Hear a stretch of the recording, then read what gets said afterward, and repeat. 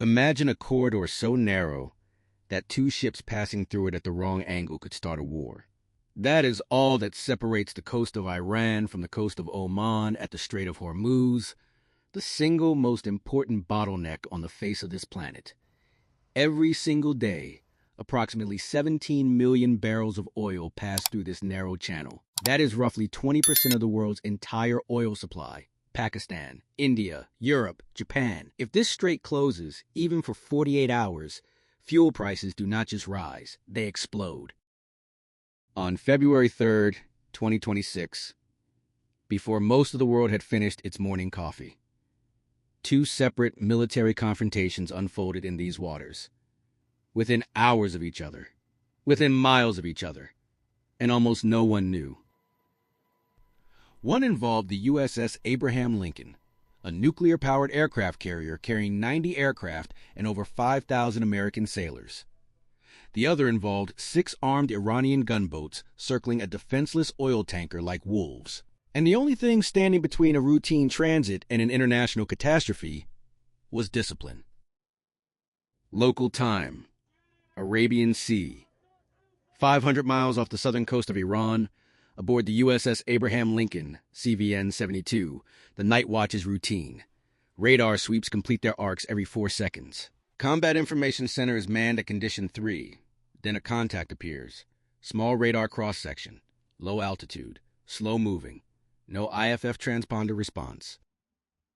WW3, the contact is classified. Iranian Shahed-139 surveillance drone, bearing 340. Range 38 nautical miles. Course direct toward the carrier. Speed 120 knots. Not a weapon. Not yet. A probe. Iran uses these drones to map radar signatures, test response times, collect intelligence on carrier operations. It is a poke. A calculated, deliberate poke. 0351. The tactical action officer does not hesitate. Flight quarters are called. On the flight deck, a F-35C Lightning II, America's most advanced carrier-based stealth fighter, is already on the catapult. Pilots strap in, engines spool. The night air smells of jet fuel and salt water. Blue 354, F-35C is airborne. Intercept course set. The drone continues its approach, steady, slow, indifferent. Aboard the carrier, every screen in CIC is tracking 2 contacts now. The jet, the drone, converging. 0357, range to drone, 8 nautical miles. The F-35C's fire control system locks.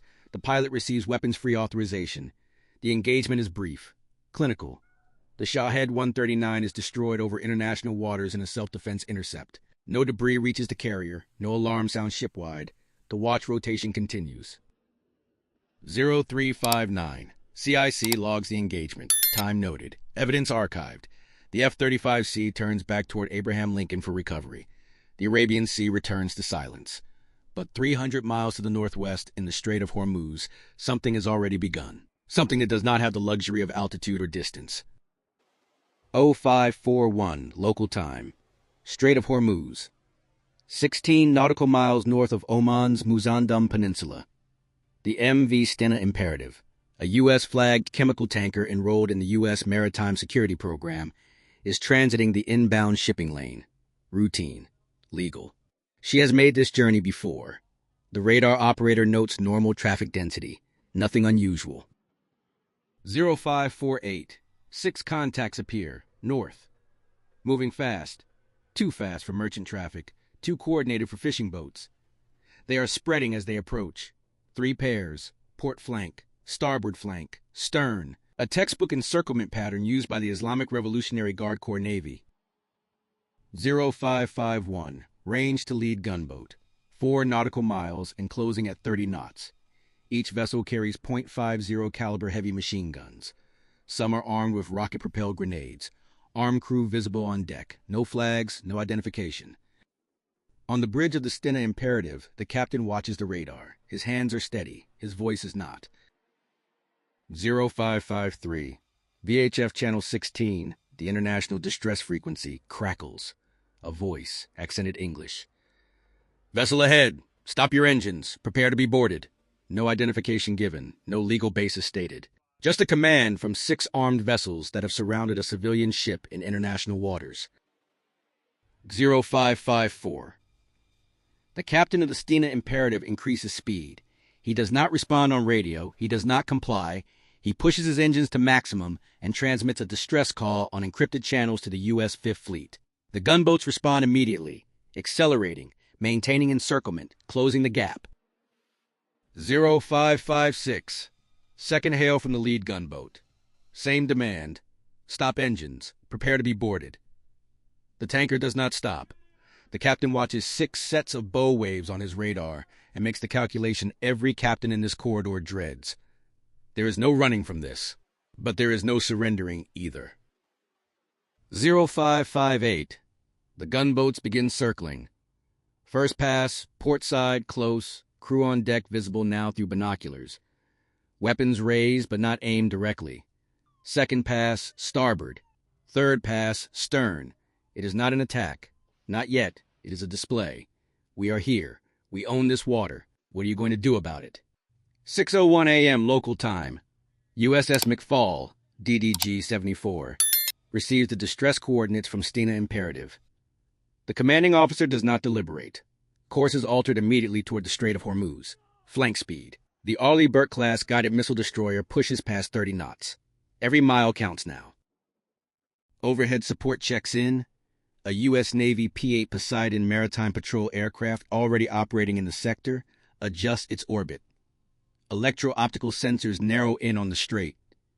Thermal imaging feeds down to McFaul's Combat Information Center. 6 contacts confirmed around the Stena Imperative. Active encirclement. No shots fired. Not yet. McFaul transmits on VHF. Iranian naval vessels. This is United States Navy warship, USS McFaul, operating in international waters. You are conducting an unsafe and unprofessional maneuver. Alter course immediately. The radio returns only atmospheric hiss. No response from the gunboats. They continue their orbit around the tanker. Range from McFaul to the incident position, 11 nautical miles. The Iranian gunboats pick up the destroyer on their radar now. An Arleigh Burke-class destroyer bearing down at 30-plus knots, armed with Tomahawk cruise missiles, Harpoon anti-ship missiles, a 5-inch naval gun, and the Aegis combat system, is not the same equation as an unarmed tanker. The calculations in the lead gunboat change. First gunboat breaks encirclement, turns north, then the second, then the third.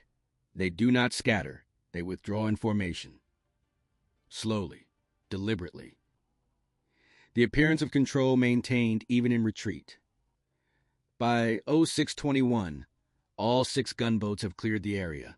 They return toward Iranian waters at high speed, leaving a white wake across the morning sea. USS McFaul establishes protective escort position alongside the MV Stena Imperative. The tanker continues transit. No shots fired, no sailors injured, no oil spilled. The entire incident, from first contact to escort secured, lasted 50 minutes. CC logs the incident closed. Evidence archived. Timestamps recorded. The world, scrolling through its morning news feed, sees nothing. Because officially, nothing happened. February 5th, 2026. 11:40 a.m. local time. Strait of Hormuz. This time, no destroyer arrives in time. Iranian Revolutionary Guard Corps vessels intercept 2 foreign oil tankers in the strait. The crews received the same demand the Stena Imperative received 2 days earlier. Stop engines. Prepare to be boarded. This time, there is no McFaul racing toward them. This time, the demand is complied with. Both vessels are under IRGC control. Crews detained. Ships diverted toward an Iranian port. The seizure is deliberate, documented, defiant. Not a show of force, an act of force. And the message from Tehran needs no translation. We can reach into this corridor whenever we choose. The Pentagon receives confirmation of the seizure. Within the hour, orders are issued. USS Gerald R. Ford, CVN 78, the world's most advanced aircraft carrier, larger and more capable even than Abraham Lincoln, begins transit toward the Middle East. For the first time since the 2003 Iraq War, 2 American supercarriers will operate simultaneously in the same region.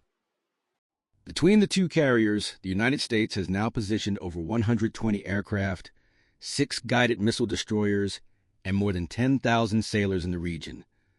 The single largest American naval concentration in the Middle East in over 20 years.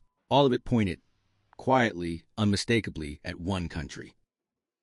February 6, 2026. 1000 local time. Muscat, Oman. While USS McFaul's logs from 3 days ago are still being reviewed in Washington, and while USS Gerald R. Ford is still at sea heading toward the region, U.S. Special Envoy Steve Witkoff and Iranian Foreign Minister Abbas Araghchi enter separate rooms in an Omani government facility. They will not meet face-to-face. Oman's diplomats will carry messages between them. This is how it works when two countries that have not had formal relations in 45 years need to talk. The agenda is Iran's nuclear program. By February 2026, Iran has enriched uranium to 60% purity, one step below the 90% threshold for a nuclear weapon. The International Atomic Energy Agency declared Iran in non-compliance for the first time in 20 years. The question on the table is simple and impossibly complex. Will Iran freeze enrichment in exchange for sanctions relief? The session ends without a public statement. Talks described as constructive, which in diplomatic language means no agreement, but no collapse either. Witkoff boards his flight.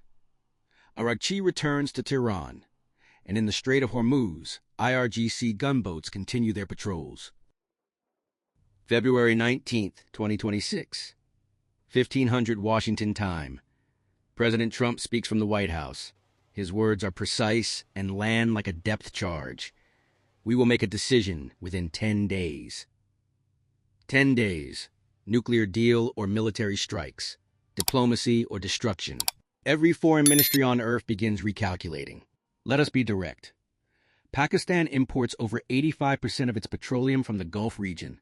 Nearly all of it passes through the Strait of Hormuz. If that strait is closed, even for 72 hours, Pakistan faces fuel shortages. India faces fuel shortages. India faces fuel shortages. Every country in South Asia faces an immediate, catastrophic spike in energy prices. We are not talking about discomfort. We are talking about economic collapse. This is not a distant conflict between two countries that has nothing to do with ordinary people.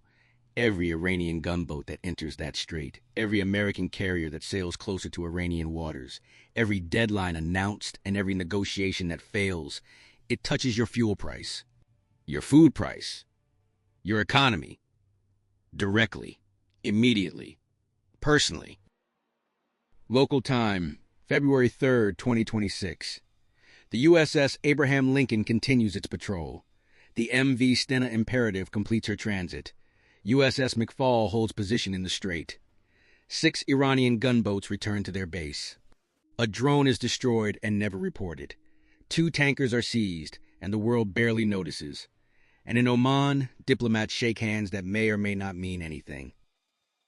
The Strait of Hormuz has seen this before. Tanker wars in the 1980s, seizures, near collisions. The difference today is that both sides are more capable, more armed, and operating in a region where one miscalculation, one captain who turns the wrong way, one radar operator who misidentifies a contact, can compress the distance between incident and war to a matter of minutes. The USS Abraham Lincoln is still out there. 5:48. The USS Gerald R. Ford is still underway. 5:48. The IRGC gunboats are still on patrol. 5:48. The diplomats in Oman are still talking, or they are not. And the 21 miles between Iran and Oman remain exactly what they have always been.